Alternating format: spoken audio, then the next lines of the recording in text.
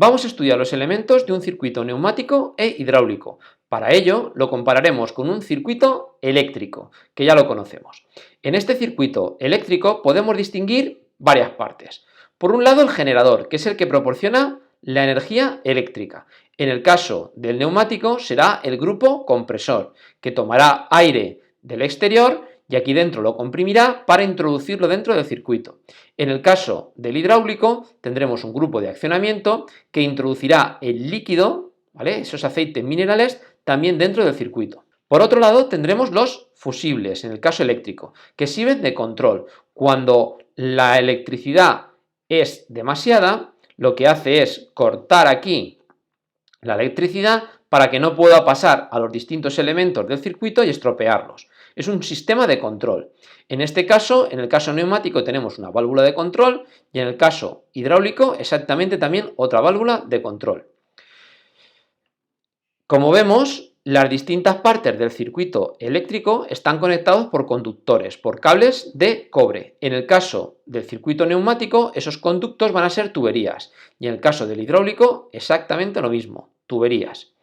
Luego pasamos a los interruptores. Los interruptores son los que cierran el paso de la corriente eléctrica o lo abren o bien lo dirigen hacia distintas partes de ese circuito. En el caso o en el equivalente neumático serían las válvulas distribuidoras, ¿vale? Y en el caso hidráulico exactamente lo mismo, otras válvulas distribuidoras que lo que van a hacer es mandar el aceite o el aire a distintas partes de un circuito o bien cortarlo por completo. Por último, en el circuito eléctrico tenemos las bombillas. Las bombillas son los receptores, transforman la energía eléctrica que les llega en otro tipo de energía, en el caso de la bombilla en luz y calor. En el caso neumático e hidráulico tenemos actuadores. Estos actuadores normalmente son cilindros. Estos cilindros disponen de un vástago, de manera que cuando aquí le entra el aire, empuja a un émbolo y el vástago sale. Cuando retiramos esa presión, dentro suele haber un muelle o alguna otra conexión de aire que impulsa al émbolo hacia adentro. Lo dicho, transforman la energía que les llega en otro tipo de energía, en este caso el avance y el retroceso de un vástago. Estudiemos más a fondo los actuadores. Ya hemos dicho que son dispositivos o elementos encargados de transformar la energía de presión del fluido en trabajo. Y un ejemplo de ellos son los cilindros. En esta fotografía podéis ver perfectamente un cilindro. Veis aquí el émbolo con su vástago, este que tenemos aquí sería el vástago, que se desplazaría hacia afuera o hacia adentro para accionar distintas partes mecánicas que quiera de mi máquina. Y podemos distinguir aquí arriba dos orificios. Esos orificios son los de entrada o salida bien del aire o del líquido, del aceite mineral que estemos trabajando. ¿Veis? Entrada o salida del fluido. Y en esta parte de aquí exactamente lo mismo. Tenemos la salida o la entrada del fluido. Y esta parte de aquí, como hemos dicho, sería el émbolo que avanza o retrocede y que sería el que realiza el trabajo. Si viéramos por dentro ese actuador, ese cilindro, veríamos el émbolo, que es este disco que tenemos aquí circular, pegado a él tendríamos el émbolo y cuando entre por aquí aire o líquido a presión, creo que todos adivináis a que este émbolo impulsará al vástago hacia afuera. Si queremos que retroceda, simplemente introduciendo por aquí otra vez líquido o aire a presión, ¿vale?, esos aceites minerales o bien líquido, lo que haremos es empujar al émbolo hacia adentro y el vástago consecuentemente también retrocedería.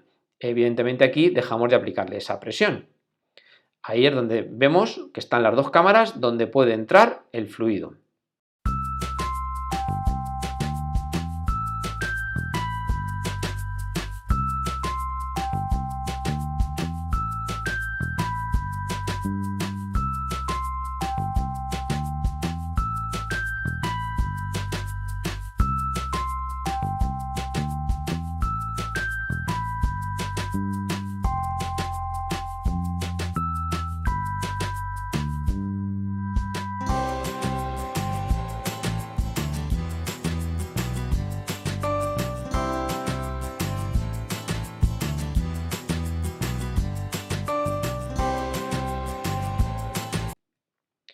Vamos a pasar al ejemplo más sencillo, el cilindro de simple efecto. Poseen un único orificio de entrada y salida y por lo tanto realizan el trabajo en un único sentido. Veis que aquí este es el orificio de entrada, pero aquí ya no existe orificio de entrada, simplemente tenemos un muelle, de manera que cuando deja de entrar aquí aire a presión, el muelle recupera y alcanza su posición original. Cuando entra aquí aire a presión, igual que hemos explicado antes, impulsamos el émbolo hacia la izquierda y su vástago saldría. El símbolo que utilizamos es, tenemos un rectángulo con un muelle que nos indica que tenemos aquí enganchado a este émbolo, a este pistón, ¿de acuerdo? Y aquí tenemos el vástago que saldría. Si nos damos cuenta, hemos dicho que este émbolo tenía forma circular, por lo tanto, la superficie en la que estamos trabajando es un círculo. Os recuerdo que la superficie de un círculo es pi r cuadrado. Sabemos que la presión es igual a la fuerza partido por la superficie. Si lo que queremos calcular es la fuerza, debemos despejar y obtenemos que la fuerza es igual a la presión por la superficie, que será igual a la presión por el valor de esa superficie del círculo, pi por r cuadrado. Si lo queremos ver porque nos dan el diámetro en vez del radio, pues es muy sencillo, sería simplemente la presión por pi por el diámetro al cuadrado partido por 4. Vamos a ver un ejemplo. Vamos a calcular la fuerza ejercida sobre el pistón de un cilindro de simple efecto, que tiene un radio de 3 centímetros y que trabaja a una presión de 5 bares. Vamos a la pizarra blanca.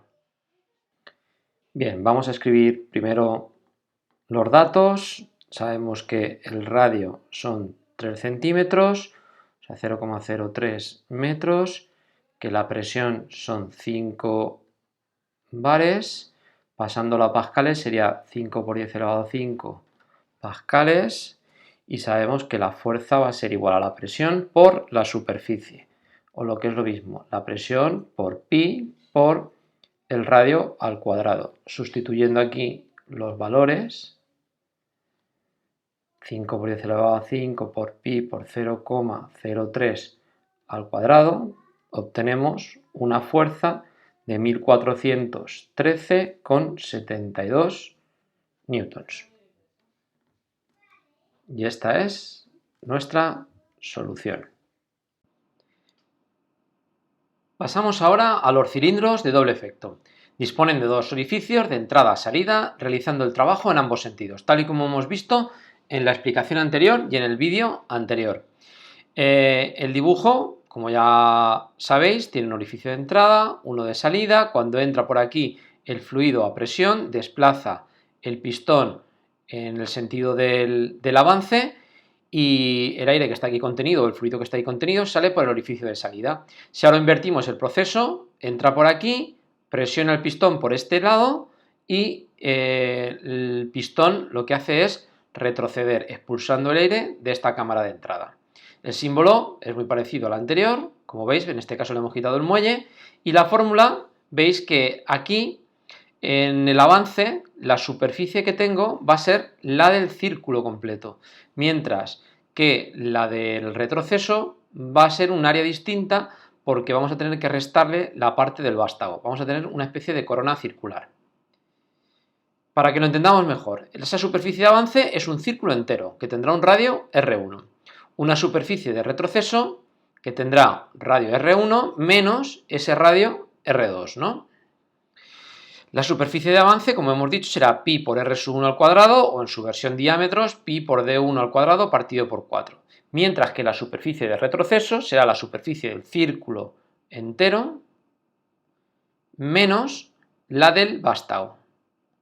¿De acuerdo? Pi por r sub 1 al cuadrado menos pi por r sub 2 al cuadrado. Trabajando un poco la ecuación con diámetros y sacando factor común pi, nos queda que pi por d sub 1 al cuadrado menos d sub 2 al cuadrado partido por 4. Metiéndolo ahora en las fórmulas que hemos visto antes del avance y del retroceso, sustituyendo la superficie de avance y la superficie de retroceso por los valores que tenemos aquí, vemos que si quiero calcular la fuerza de avance, tendré que calcularla como la presión por pi por d sub 1 al cuadrado partido por 4, o la versión radio, la que queráis. Y la fuerza de retroceso, pues exactamente igual, sustituyendo aquí la superficie de retroceso como pi por d1 al cuadrado menos d2 al cuadrado partido por 4.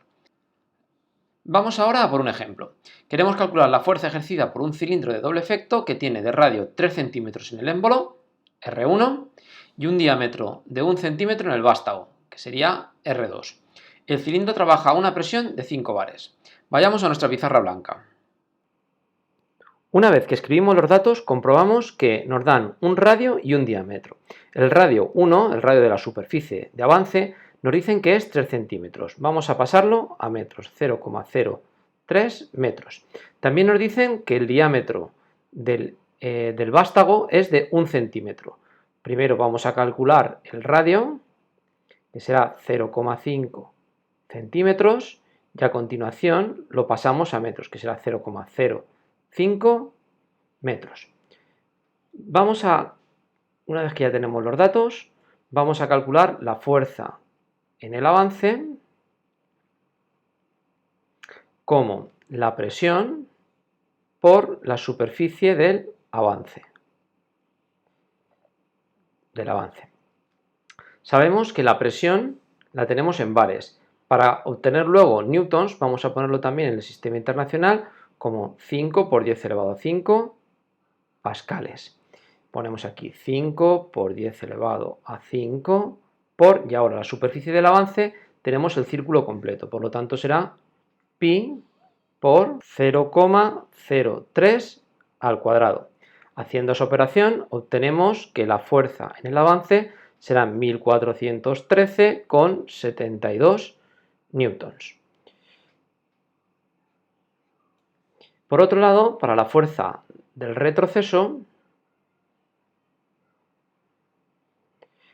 igual, vamos a multiplicar la presión por la superficie del retroceso, que será igual. La presión es la misma, 5 por 10 elevado a 5. Y en este caso, lo que vamos a hacer es restar las dos superficies, ¿no? Vamos a abrir un corchete y ponemos que tendríamos aquí pi por 0,03 al cuadrado menos pi por 0,005 al cuadrado. Haciendo esta operación obtenemos que la fuerza del retroceso es 1374,45 newtons. Podemos comprobar fácilmente que la fuerza de avance es mayor que la fuerza de retroceso, ya que la superficie de retroceso era más pequeña que la superficie del avance.